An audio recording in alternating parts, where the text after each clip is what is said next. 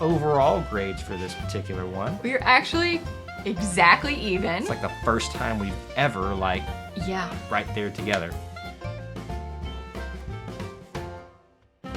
Welcome back to Eye to Eye, the place where we talk about anything and everything Disney. My name's Kyle. And my name is Jessica, and today we are here to talk about the Little Mermaid live-action movie. Under the sea. Nope, no. Under the sea. You're not Ariel, you're not Ursula, you should not be singing. You know what? One day you're going to give me the credit I deserve as a singer of Disney songs. When you become Prince Eric, we can talk about that. What? You don't think I'm a prince? Uh-oh. That got real awkward there for a second. All right, so we're here to do our spoiler-free review of this. Going to grade that movie, Little Mermaid. Most of you guys have seen how we do this. We've got 5 categories that we go through, rate it on a scale of 1 to 5, 1 being the lowest one that you can get, Yes.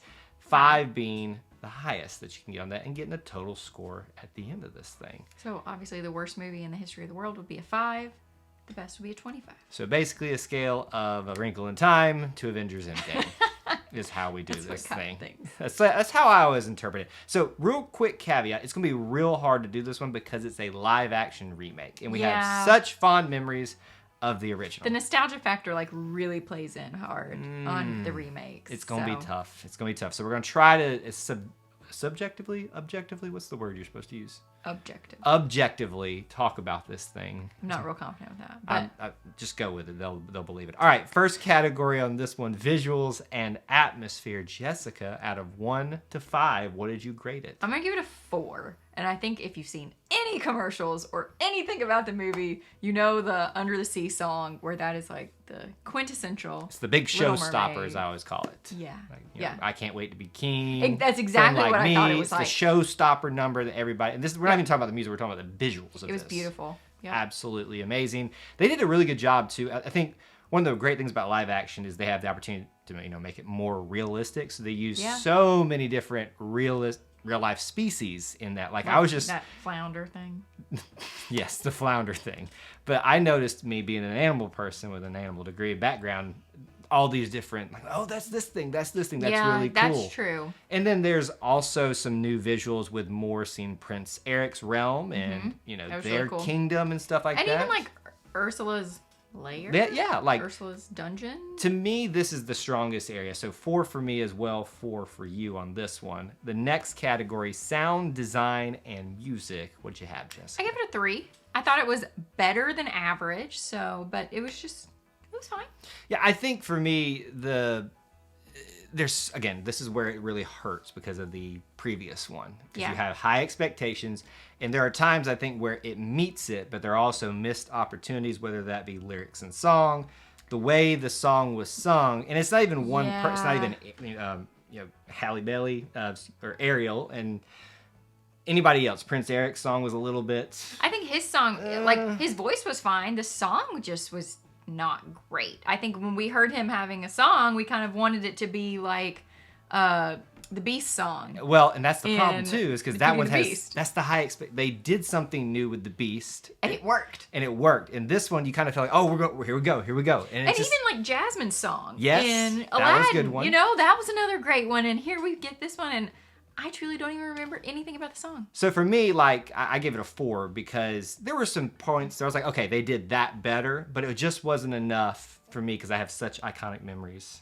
of the original with the sound, music, design, all of that aspect of it. All right, next one, story and theme. I gave it a 3. It was pretty much the exact original movie. There were a few little changes, but I love the original, so it's a 3 for me. So this is shocking for me. I gave this a 2. Yeah. I'm not going to lie to you, Jessica. I realized at one point during the movie, I wasn't even paying attention. And that's really sad for me. That's rare, because normally Kyle is so focused that he's also focused to make sure I'm focused. I was watching the movie, but I realized, I missed some dialogue because I kind of was lost in the story of it, not in a good way. I was just this isn't really doing it for me, because that's the problem with these live action remakes. Sometimes you either have to go full on remake Lion King, or you have to kind of do a new thing, Maleficent. And when you try to walk this line of doing the mixture, it can work, but sometimes it doesn't. And for me, unfortunately, I thought there were some areas in the original Little Mermaid where they could have done more. And they did some like new things, like we talked about adding like seeing Prince Eric's town and community. Yeah, that was cool. That to me was one of the better parts of this. So that wins, but there are some other areas I was like, story, plot points, they just missed for me on that one. So unfortunately, this is my lowest grade I've given a long time on that, a 2 in that area. Characters and dialogue. I give it a 3. Again, just a little bit above average, right in the middle. It was fine. Yeah, same for me here. Everybody met expectations. Yeah. I thought they all played the characters how we know them well, but different takes on them and nuances. I mean, I frankly, I think, you know, Ariel was basically exactly the same, you know, in terms of the singing voice, the way the dialogue was delivered back then. Like, it was like, you know, Ariel was exactly how I thought she was supposed to be in this one. Prince Eric got a little bit more in this one. He was better than I expected. Yes. I think that's fair. Yep. Ursula, honestly, was a little bit disappointing to me. Not her. I disagree a little bit. Well, I wanted... I think here's my failure, is I went into it thinking I was going to get more of a villain story. Yeah, you know, that is true. I wanted, like, the Cruella story in a short section. I just wanted more of Ursula, and it was very much just exactly what you see in the original. And I think that's what I go back to the story part of it, why I graded that so low. That's one of those big things there. But, you know, Melissa McCarthy in this just stole the show. Oh, yeah, that's not in what she was given to work with. Yes. Like, just brilliant. So that's like my favorite part of the movie, probably. Last one, entertainment and enjoyability. What do you got? I enjoyed it. I had a good time, but I'm not just dying to see it again. So it's a 3 for me. This one is 3 for me too. It is right down the middle. There are things that I like about this and that I want to see again at some point, like not in a theater, but like maybe when it comes to Disney Plus. Yeah.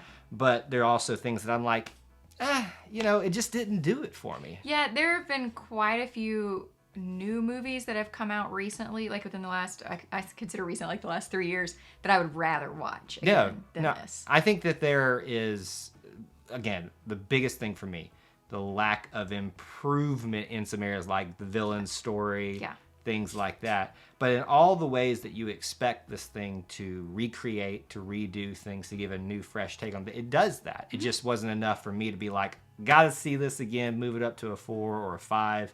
I mean, it's hard to get to the end-game level with me. Let's just be honest about that. So that is our scale, our overall grades for this particular one. We're actually exactly even. It's like the first time we've ever, like, right there together. So we gave it a 16 out of 25. 16 out of 25 for the both. It's that character, the story part for me that really brought my grade down, because I'm usually a little bit more forgiving for whatever reason. Jessica's got, I guess, more of a critical eye. I'm more not forgiving.